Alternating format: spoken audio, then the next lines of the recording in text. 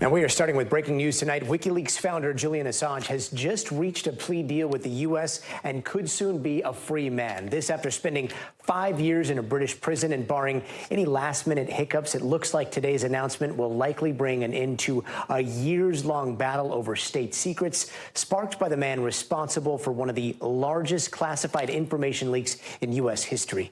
NBC News Justice correspondent Ryan Riley joins us now. Ryan, can you walk us through this plea deal here?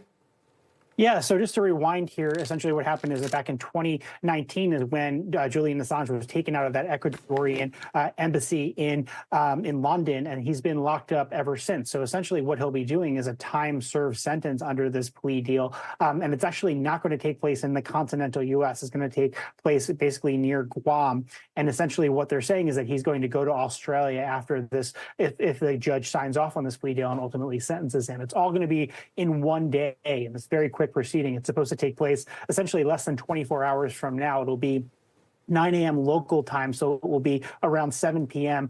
Eastern Standard Time tomorrow when this hearing will actually take place. He's expected to be sentenced to essentially time served and then be able to go back to his native country of Australia. And essentially it brings an end to this really long battle that is drawn out for years now. It all unfolded early in the Barack Obama's first term in the presidency, when all of these thousands of pages, hundreds of thousands of pages of materials were published by WikiLeaks.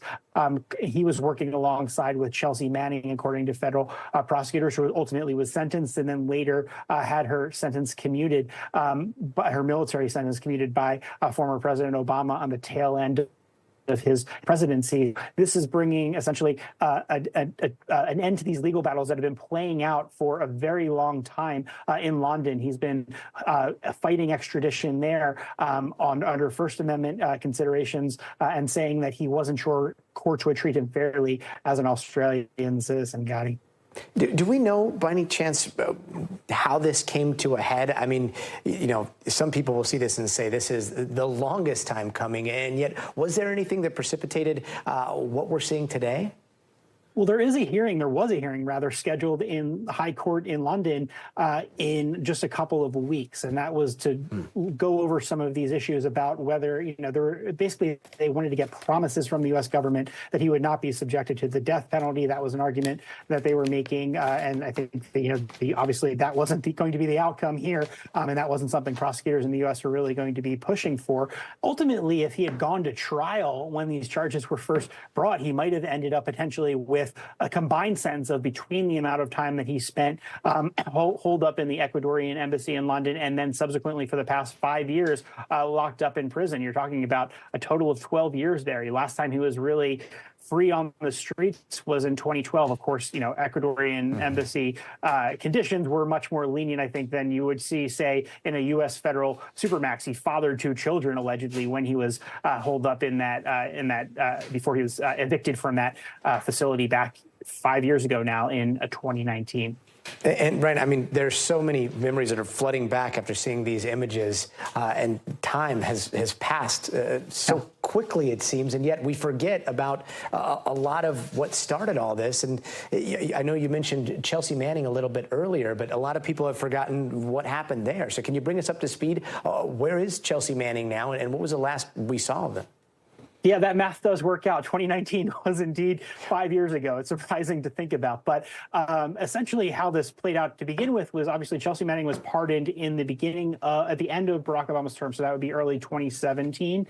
And then subsequently she was called to testify in the Eastern District of Virginia, presumably in connection with these charges brought against Julian Assange in 2019. She spent a year then subsequently locked up because she refused to cooperate, refused to testify. She was held in contempt of court, so spent about a year there, and then reportedly had a suicide attempt and was subsequently freed there. So this has really been going out. You know, this was really the early Obama era. This was 2009 that this sort of all unfolded. At the tail end of 2009, going into 2010 was when a lot of these initial documents were disclosed publicly. So we're talking about 14 years ago now in total. And Ryan, pardon me, I'm just checking something here. I just pulled up WikiLeaks just to see what the latest is with the website. I mean, this was the website that everyone was glued to for so many years, 2010 to 2000, I think 13, 14, if I recall. But I don't see anything posted on here, and this is just looking at it. Since 2021, there's a lot from 2019. Is this site still super active? Not that we've really seen much of. I mean, in a lot of ways, there's a lot of ways for people to disclose materials these days, but this was a major thing. And I think that we're going to see a little bit of pushback. You can expect some pushback from the intelligence community about the length of this sentence. Some people might be upset saying that it's too short because of the significant damage they say that was done by WikiLeaks here. But, there was also material that was disclosed there that you could, argue advanced American democracy in some ways, or advanced important causes in some ways, while there were also a lot of damages, concrete damages that were done to allies abroad, especially in people who are cooperating with the U.S. government, especially in Iraq and Afghanistan. And these documents are still here for everyone to see, it looks like.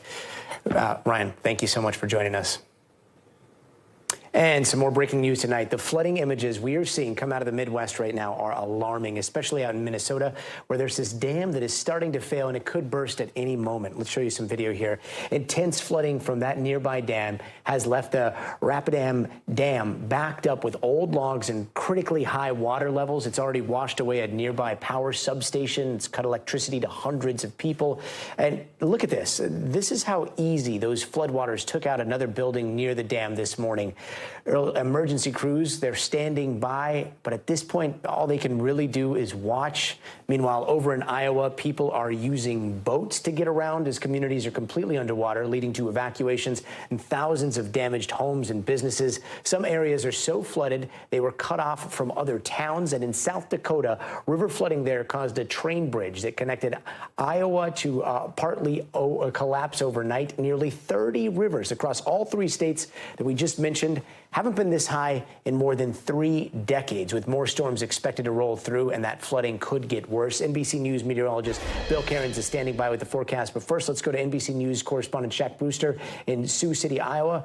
Shaq, how bad is the flooding where you are, and how vulnerable are these flooded areas right now with more storms expected? Yeah, certainly you have areas that are still very much at risk, which is almost hard to believe when you look at the devastation that is here behind me. I mean, you see the water is completely taking over this neighborhood street. I'm sure you see that car right back there that's nearly fully submerged. The water only getting deeper as you go further into the street. I'll tell you, where I'm standing right now is still about a quarter of a mile away from where that river breaks. And I spoke to a lady who lives at the end of this block, and she told me that she got an alert about 4:30 in the morning.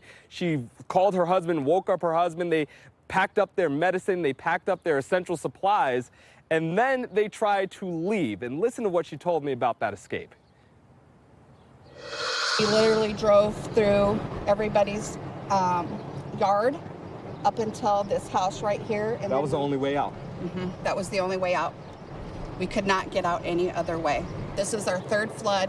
It's never been like this. It's just been like a couple inches of groundwater. This is the worst that we've ever seen it.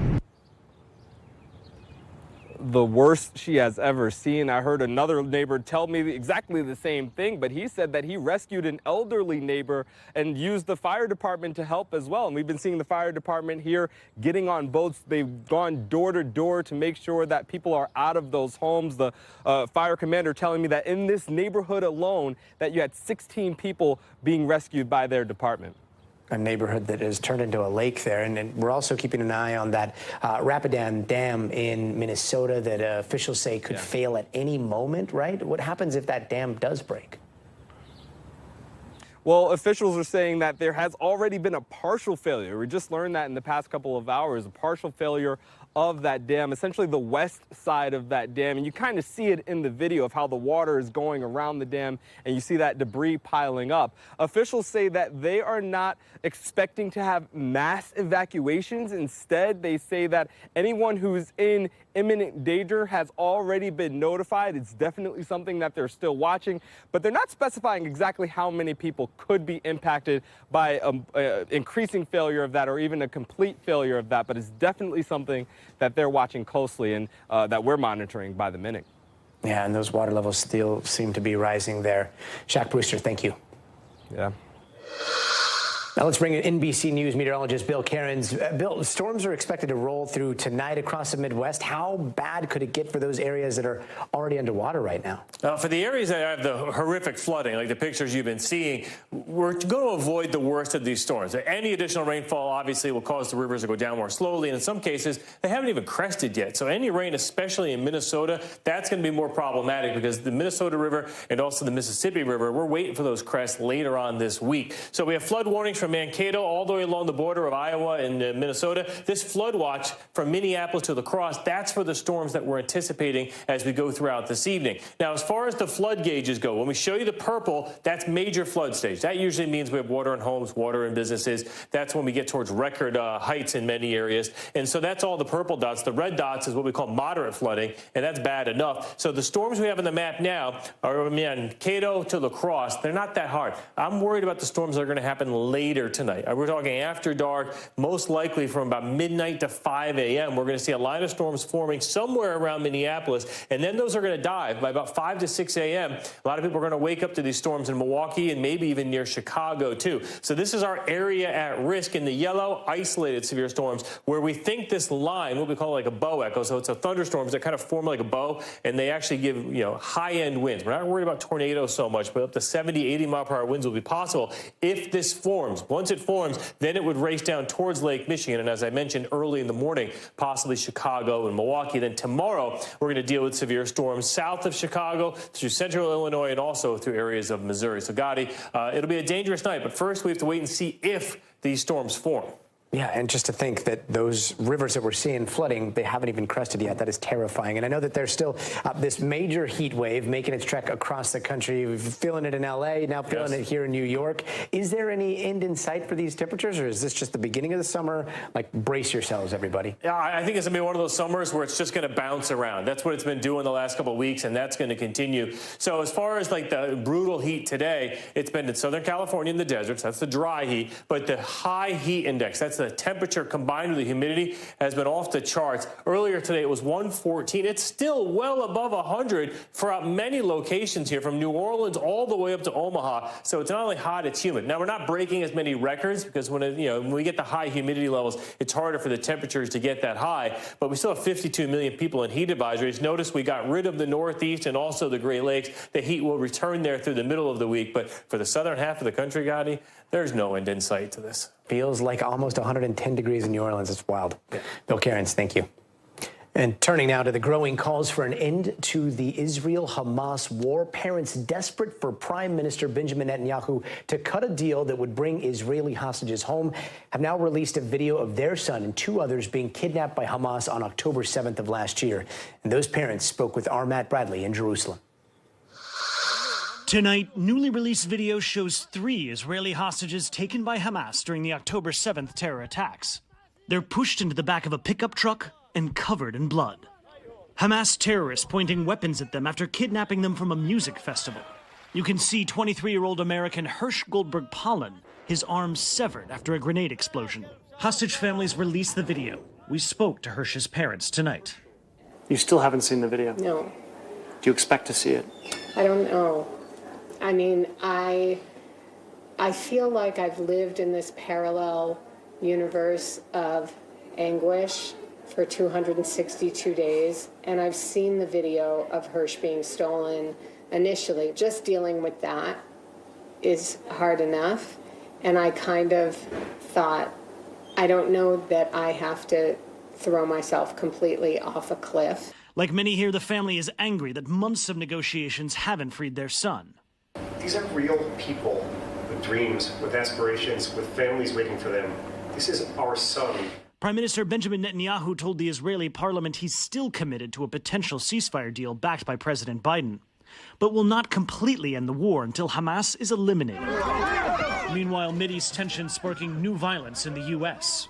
Tonight, President Biden condemning this incident in L.A. Sunday, where the mayor says pro-Palestinian protesters clashed with pro-Israeli demonstrators and blocked access to a synagogue.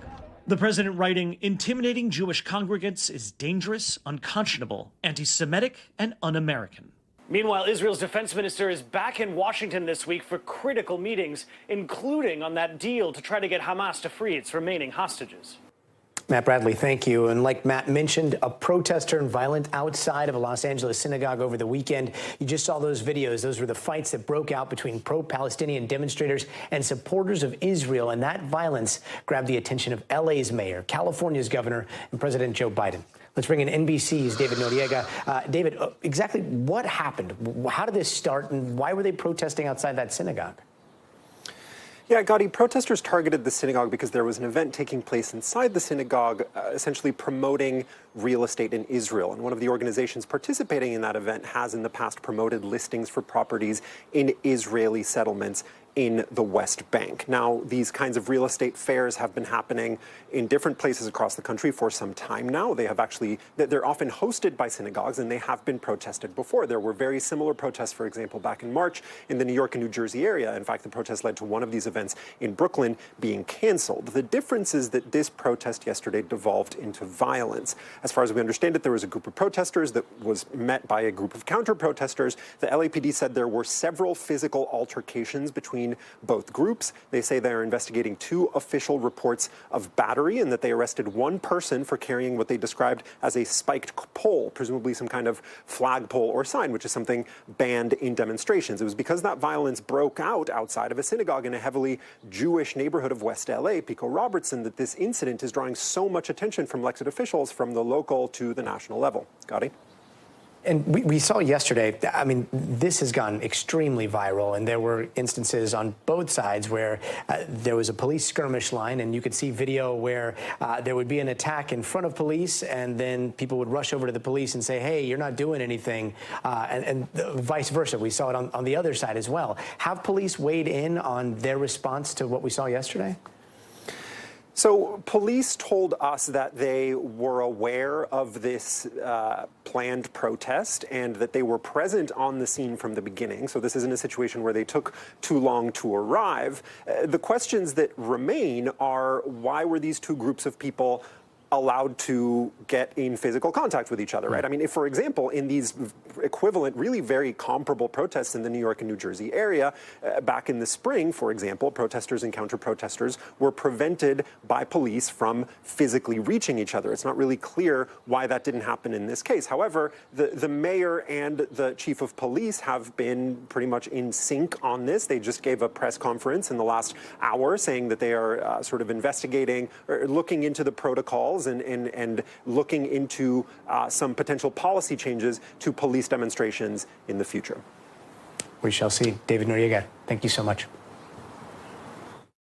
And we are just days away from the first debate between President Joe Biden and former President Donald Trump. They're going to square off Thursday in Atlanta. And this is the earliest general election debate in presidential history. And that is just the beginning of the uncharted territory we could be heading for. Right now, Biden has been hunkered down at Camp David prepping for the debate, while Trump's debate prep is holding more campaign rallies and smack talk. And it seems like he is calling for drug tests for the both of them. As you know, it's been reported that right now Crooked Joe's gone to a log cabin to study, prepare. No, he didn't. He's sleeping now. Because they want to get him good and strong, so a little before debate time he gets a shot in the ass, and that's... They want to strengthen him up. So he comes out. He'll come out. I say he'll come out all jacked up, right? Let's bring in NBC News senior White House correspondent Gabe Gutierrez. Gabe, you hear things like that, it feels much more like he's talking about like a UFC fight than a presidential debate over policy and platform. But is this what everything's coming to? Could we see drug testing for both candidates in the future? No, Gadi, not realistically. And look, this is all part of former President Trump's rhetoric at this point, and it comes after months of him attacking President Biden in his fitness for office. So, as you know, Gadi, this is all part of the expectations game. Former President Trump with his supporters at that rally in Pennsylvania over the weekend, trying to set the bar really low, essentially saying set the bar actually higher in a sense by trying to claim without evidence that President Biden would have a shot to help him perform better. If that were true in the minds of former President Trump, well, then, he might be a more formidable opponent, and that would contrast with what he had said over the last several months, attacking his fitness for that debate stage, Gadi. Yeah, some pretty weird attacks that we're seeing in politics these days. I think we've all gotten a taste of Trump's freewheeling brawler kind of strategy. Do we know what kind of strategy Biden could be employing here? Well, look, we've been speaking with people familiar with the debate prep, and they tell NBC News that the Biden team is essentially preparing for several different kinds of Donald Trump that could show up. Either someone who is more freewheeling, more bombastic as he's prone to be, or someone that might take a more disciplined approach. One of the Biden campaign advisors, Mitch Landrieu, speaking out about their strategy on Meet the Press over the weekend. Let's take a listen. It really doesn't matter how Donald Trump shows up. If he comes in unhinged like he is most of the time, or he sits there and is quiet, people are going to know that he's a twice impeached, convicted felon who's been found to have defamed somebody, sexually abused somebody, and gone bankrupt 6 times.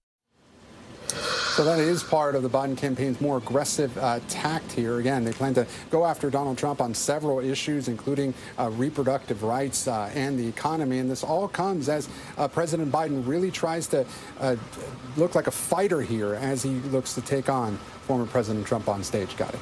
And Gabe, the big name that is missing from not the debates, but the campaign and November is the VP name for Trump, right? What's the latest on Trump's potential pick for vice president? Well, certainly the Veep stakes is in full swing, Gadi, and we caveat this by saying it could all change. It's all really up to former President Trump, and he's known to change his opinion or his decisions right up until the last minute. But as far as we know right now, that is the shortlist right there. North Dakota Governor Doug Burgum, Ohio Senator J.D. Vance, and perhaps Florida Senator Marco Rubio. Although we're told that Burgum and Vance really seem to be at the top of the list right now. And just over the weekend, former President Trump did say that he had decided who would be his VP, although he hasn't told anyone yet. He also said that that VP candidate would be in Atlanta on Thursday. We'll have to wait and see, Gadi. We'll wait and see indeed. Gabe, thank you. And a reminder, the first debate between President Biden and former President Trump is being hosted by CNN, but you can watch it right here on NBC News Now on Thursday. Our special coverage starts at 7 p.m. And don't go anywhere. We are just getting started. Up next, a veteran pro surfer killed in a shark attack. How he's being remembered today by those who knew him well. Plus, another try by Alec Baldwin's legal team to get the Rust shooting charges thrown out. The key piece of evidence they are raising concerns about now. And later this hour, the winds of change, apparently blowing very slowly when it comes to harnessing wind energy off the U.S. coast. We've got to look at a tool that could help shift the effort into high gear. It's an NBC News exclusive in tonight's Future of Everything. Mark, tell me about where we are right now. Hey, we're getting ready to step on the deck. 58,000 square foot of deck space on the grip. It's like a football field, right? It's much bigger than a football field on this, yes.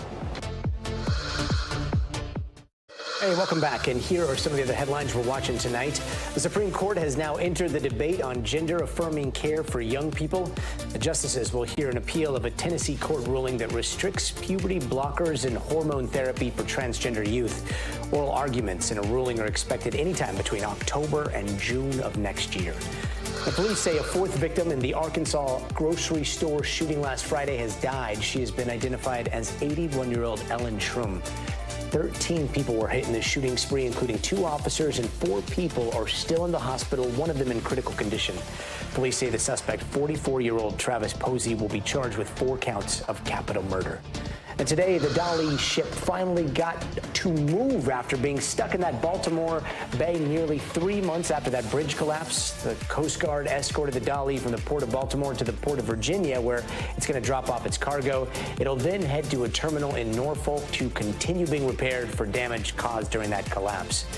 And over the weekend at the Green, at the PGA Travelers Championships, well, it briefly turned white and red. And that's because climate protesters used smoke bombs that left red dye and this white crud all over the place. And that was just as the tournament leaders were approaching the final hole. 6 protesters were tackled by police and removed. And after about a 5-minute delay, Scotty Scheffler went on to win a playoff. And Sha'Carri Richardson will finally get her shot at gold. The track and field star won the women's 100-meter finals at the Olympic trials over the weekend with the fastest women's 100 time in the world this year. The Paris Olympics will be a chance for redemption for Richardson. She missed the 2020 games after testing positive for THC.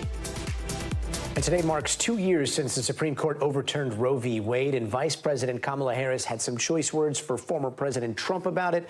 NBC News correspondent Aaron Gilchrist has the story. Gadi, Vice President Harris is on the ground in Arizona now. She started the day, though, here in College Park, Maryland, where she wanted to mark this anniversary, the second anniversary of the overturning of Roe v. Wade, by talking about what's at stake in the next election. She says that former President Donald Trump is the person responsible for the end of federal protection over abortion rights. She took the approach of prosecuting the case against the former president here in her remarks today. And in that vein, she talked about Donald Trump taking premeditated action to kill Roe v. Wade and the protections that went along with it by selecting 3 justices that went to the Supreme Court who he knew would take the action that they ultimately took, the vice president said. She also said that with the overturning of Roe v. Wade, states around the country began to take action to ban abortion access as well, and they were, in her words, accomplices to the former president. She went on to talk a little bit more about making the case against the former president. I want you to hear a little bit of what she had to say. And Trump has not denied, much less shown remorse for his actions. Instead, he, quote, proudly takes credit for overturning Roe. My fellow Americans, in a court of law, that would be called an admission. And some would say a confession, all pointing to the ultimate issue. In the case of the stealing of reproductive freedom from the women of America, Donald Trump is guilty. The vice president went on to say that she and President Biden trust women and their ability to make decisions for themselves. That drew a really loud applause from the crowd that was assembled here, supporters already, but certainly through the applause, they seem to be much more enthused by the message that she had here. And that is something that the campaign hopes they can replicate, that they can see happen over and over again as we go toward Election Day in November. They also held smaller events around the country with surrogates talking about this same issue of reproductive freedom and reproductive rights. They have folded this into their larger message about democracy and about a threat to freedom, saying that with the overturning of Roe v. Wade, there is a likelihood that a second Trump administration would see even more rights and more freedoms come to an end. That's the case that they've been making for the last several months, and a case that I think we'll continue to hear from the Biden-Harris campaign and the connected campaigns up and down the ballot, if you will, as we get closer to the election in November. Gadi? Aaron Gilchrist, thank you. And we're learning more about a tragedy in Hawaii. Legendary surfer and actor Tamayo Perry has died after being attacked by a shark. Now, the 49-year-old not only made his name in the waves, but also on the screen, even appearing in the Pirates of the Caribbean film franchise. And here's NBC's Stephanie Gosk. Born and raised in Hawaii, Tamayo Perry surfed off of Oahu thousands of times. He was a professional at the highest level in surfing. On Sunday afternoon, the 49-year-old was attacked by a shark while surfing near Goat Island. According to officials, he was bitten multiple times. Honolulu Ocean Safety responded via jet ski and brought the surfer here to shore. But there was nothing they could do, officials say. The injuries were too severe. Jason Bitzer, a close friend, says Perry was salt of the earth and a man of faith. He's just a genuinely good person. Like, there's no other way to put it. He's a good person, and he cares about people, and he really just kind of embodies aloha. Perry was a world-class surfer who also had the occasional movie role in Pirates of the Caribbean and Blue Crush. Oh, it's pretty nuts. Broke my board. Most recently, he worked as a lifeguard at Hawaii's famous Bonsai Pipeline, one of the most demanding and dangerous lifeguarding jobs in the world. What does it say about your skill in the water if you're a lifeguard on that beach? Just simply put, there's no higher mountain to climb than being a lifeguard at Pipeline. Shark attacks are rare in Hawaii, averaging nearly 8 a year. There have been only 5 fatalities in the last decade. If this could happen to Tamayo, it could happen to anyone. He's the most competent waterman I know. He was doing what he loved, and he was surfing at a spot that he grew up and cherished since childhood. And very few people understand, as well as he did, how dangerous the ocean can be. Stephanie Gosk, NBC News. Stephanie, thank you for that. And coming up, survival story. A missing hiker rescued in California after 9 days. What he ate to stay alive after a planned walk turned into a terrifying ordeal. But first, you gotta see this. For all the dino fans out there, if you think you know all your dinosaurs, I bet you've never heard of this one. Scientists just discovered a new species of dinosaur after piecing together bone fragments for years, and it is called the Lokiceratops, named after Loki. Yes, Loki from Marvel. And here is what it looks like. Take a look at this. Yeah, he kind of looks like a cooler variant of the Triceratops, whose horns have way more drip. Nothing low-key about that low-key. Know what I mean? We'll be right back. Hey, welcome back, and here are some of the stories happening out west that we're following right now. Oakland's mayor is speaking publicly for the first time after the FBI raided her home last week. I plan to be 100% transparent and cooperate fully with this investigation. And I want to be crystal clear. I have done nothing wrong. I am confident that I will not be charged with a crime because I am innocent.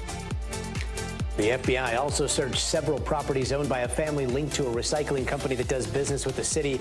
It's still not clear what the searches are connected to or who the investigation is targeting, but this comes just days after signatures were collected to qualify for a recall vote in November. And in Colorado, a suspect in a triple shooting has been arrested. Henry Corll is accused of killing one man and critically hurting 2 others at a hotel shooting over the weekend about 30 miles from the New Mexico border. That spiraled into an attempted carjacking, eventually a manhunt, and he was caught last night after someone spotted him on the run. And a woman in Tucson was killed in a monsoon-like storm as it swept through the state. And the fire department there says the woman's body was found in a river on Saturday. That's when intense storms ripped through the Tucson area, leaving drivers stranded in swift-moving water. The fire department says they responded to 25 storm-related calls in just 90 minutes.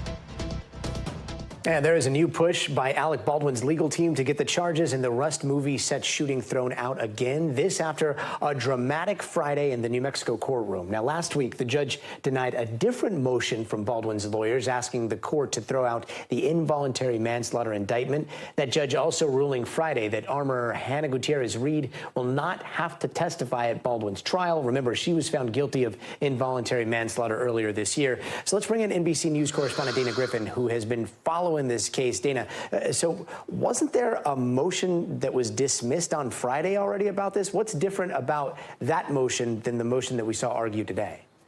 Yeah, so there were 2 motions. That one, the defense says that the state couldn't prove a criminal case. The judge threw that out. So this one, they are saying that the state intentionally destroyed evidence because the gun that fired that fatal round was destroyed during that FBI testing. Well, the state argues that even though that gun was destroyed, there is still, it doesn't deprive the defense of being able to cross-examine when this goes to trial. But the defense says, hey, you didn't even take photos of those internal pieces so that we could at least see if maybe there was damage or modification. And even the forensic examiner who testified during Hannah Gutierrez-Reed's trial, who said that there were no modifications or damage, today says that he had to actually amend his report because there was a modification. He believes possibly that was already there before the gun wound up on set, not something that would have caused the gun to fire, but there were these diagonal markings that they couldn't figure out how they got there. So that's something that the defense really played up during the hearing today. So the judge said she's going to make her decision in writing on Friday. The last time she did this, that decision came down at the very end of the day. So, Gadi, you and I may be talking this time on Friday to figure out what is going to happen in this case. Yeah, regardless, the trial hasn't even started, and it sounds like there's some new questions here. We mentioned the ruling that the armorer does not have to testify. Does that mean that she will not testify, or does that mean that she still possibly can take the stand? It's the latter. She could possibly still take the stand. The prosecutor could call her, but the judge has made it clear if she takes the stand and pleads the fifth, which she did during her pretrial interview, the judge is not going to hold her in contempt, because she said Hannah Gutierrez-Reed has made it very clear she does not want to cooperate, and the judge does not want to hold a mini trial within a trial. They're already trying to move this through really quickly, so they don't want any more delays. Gadi? Okay, so let's say the appeals don't work, the last-ditch efforts are all exhausted. Like, when is the trial supposed to start here? So jury selection is supposed to last a day, July 9th. The trial is expected to start July 10th and run through the 19th. And then the case goes to the jury. And depending on how long it takes, we knew in Hannah's case, it took a few hours. In Baldwin's case, we'll have to see. Gadi? Yeah. Dana, thank you so much.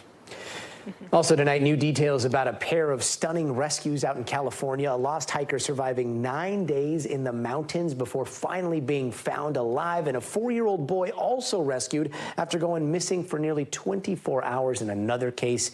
The family reunions full of emotion. NBC News correspondent Morgan Chesky has their incredible stories. Exhausted and embracing family. These photos capture the moment Lucas McLeish knew he'd survive after a wilderness nightmare.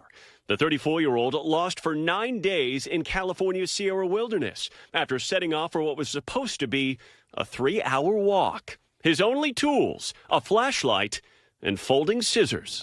Each day I go up a canyon, down a canyon, to the next waterfall, and just sit down by the waterfall and drink water out of my boot. Drinking from his boot, eating wild berries, and sleeping on wet beds of leaves. McLeish fought off exhaustion and soon realized he wasn't alone. I had a mountain lion that was following me, but it was cool.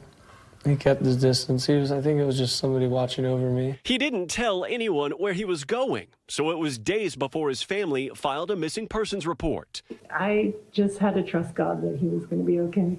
And that was hard to do some nights when we would go to bed at night, because I would worry about where he was. Finally, a tip led rescuers to where McLeish was calling for help, where he emerged shirtless and weary, but alive. Just a few hours east, another stunning rescue. We really believe that we saw a modern-day miracle. Renato Ramirez clinging to his 4-year-old son Christian after he went missing for 22 hours in the California woods. Ramirez says the family was visiting Huntington Lake when Christian went to play with other children, but never returned. The family called 911 almost immediately to launch an overnight search. Terror, honestly, is terror. Walking around in the woods with a flashlight and I had jeans and a sweatshirt on, and I was cold.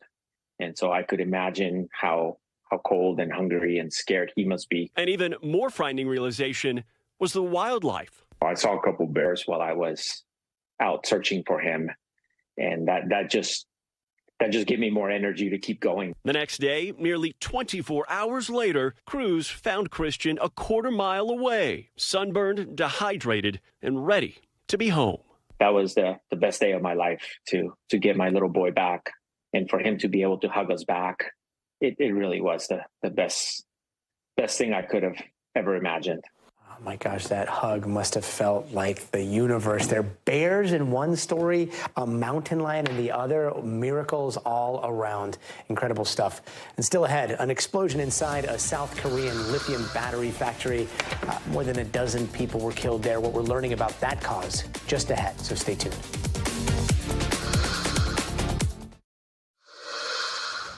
Hey, welcome back. Let's take a quick look around the world. A fire at a lithium battery factory in South Korea has killed at least 20 people, most of them Chinese workers. And this happened earlier today, about 30 miles outside of Seoul, and there is no clear cause yet.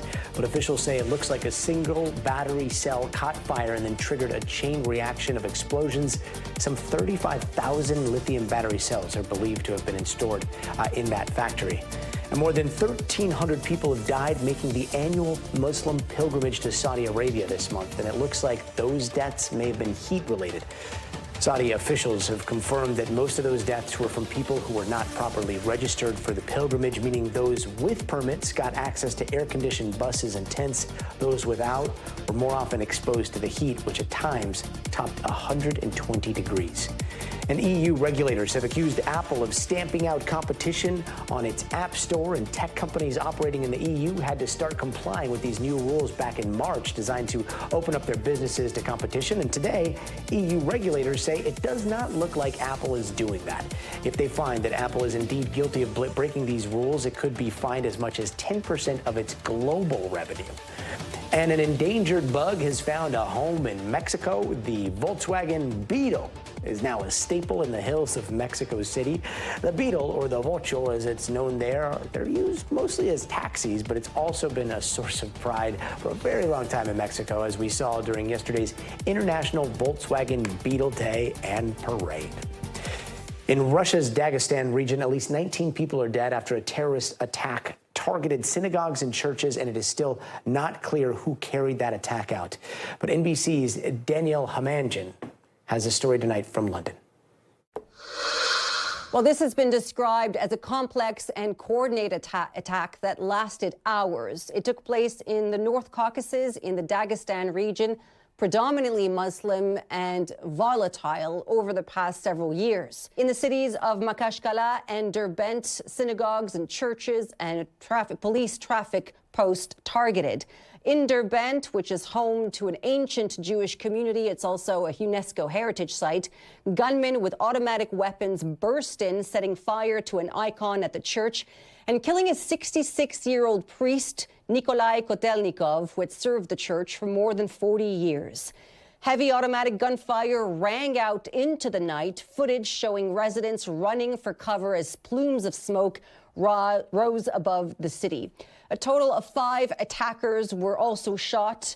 2 sons of the head of the Central Dagestan official district were among the attackers. They've been detained along with his nephew.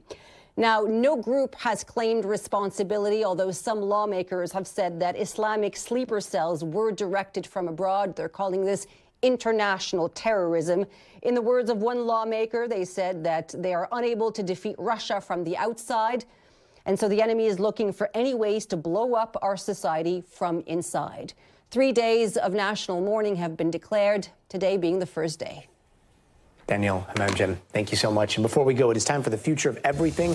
Experts have long tried to turn wind into major sources of energy, but so far the effort off the U.S. coast has been a lot of hot air. Well, we've got an exclusive look at what might be the key to unlocking that power, and it is the future of sustainable energy coming up next.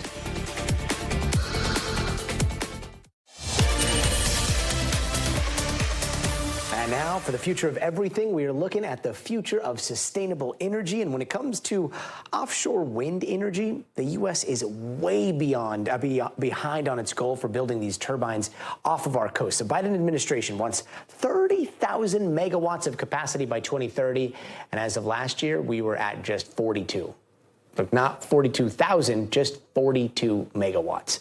NBC News business and data correspondent Brian Chung explains how one boat could carry the key to unlocking even more green energy. Break time in Brownsville, Texas, where 1,000 workers are sweating away to build the future of American green energy. It's a $625 million project, a first-of-its-kind mega ship that will carry and then construct huge wind turbines off of the coast of Virginia. Mark Mitchell with Virginia power company Dominion Energy took us for an exclusive tour. Let's go take a look. Let's go check it out. All right.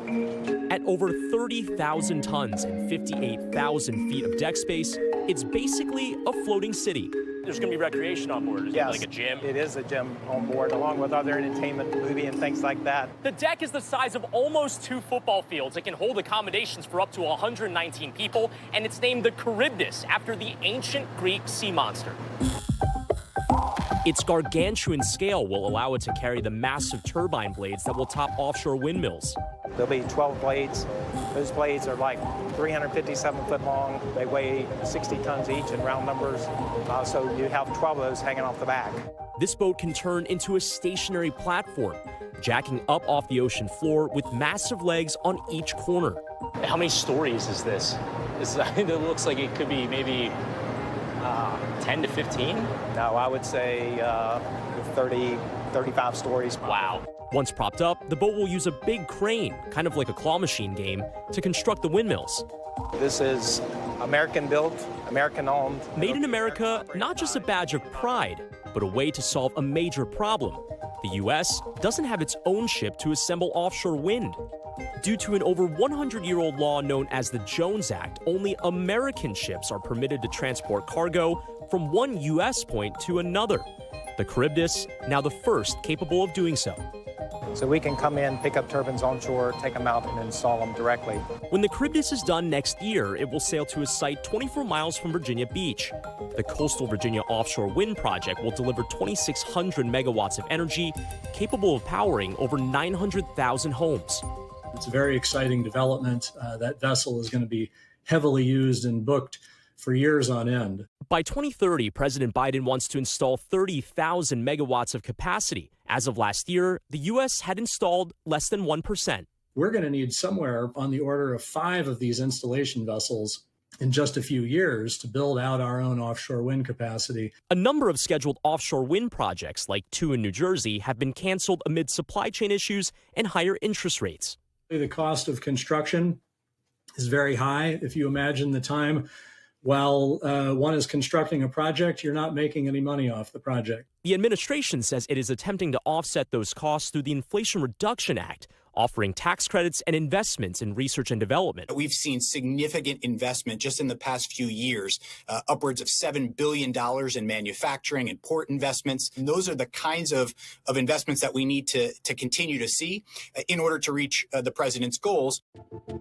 Those investments are giving Dominion and the Charybdis a boost in setting up the infrastructure to ramp up offshore wind construction, because even after the Virginia project is done, it's on to the next one. This goes beyond our project. This is for the offshore wind industry. The winds of change, a work in progress. And NBC News business and data correspondent Brian Chung joins us now. So when's the Charybdis scheduled to make its maiden voyage here? Yeah, well, it's scheduled for early 2025, and once it's done in Brownsville, Texas, it's going to sail all the way around the East Coast up to Virginia, again, 24 miles off the shore of Virginia Beach, and that's where it's going to begin the construction of 176 offshore wind turbines, and they hope to get that done pretty quickly. They say those will all be done by 2026 if all goes according to plan. It sounds like that is much closer to getting us to the goal that we've set for ourselves. But I got to ask, like, when it comes to the global perspective here, are we falling far, far behind? Are there other countries that are just killing it at this, or is this an American problem? Yeah, well, I mean, as underscored by, the piece just now, we're really far behind, right? 1% in terms of the overall target that this administration has of 30,000 megawatts of offshore wind capacity. Now, 42 is what we had in the United States as of 2023. For comparison, in Europe, they had 18,300 megawatts of energy installed in that single year. 18,300. 18,000, we're at 42. And we are total at 42. So we are really far behind. But again, Europe has a lot more infrastructure put in place. They have the parts that are manufactured there.